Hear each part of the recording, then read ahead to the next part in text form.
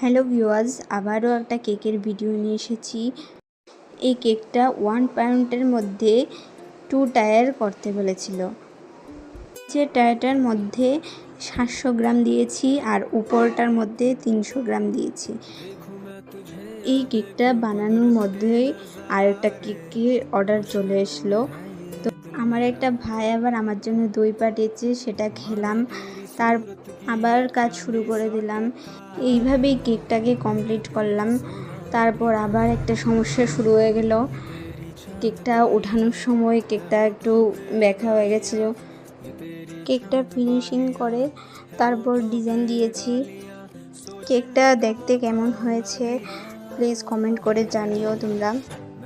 ভিডিওটা ভালো লাগলে লাইক, কমেন্ট, শেয়ার, সাবস্ক্রাইব করো। টাটা।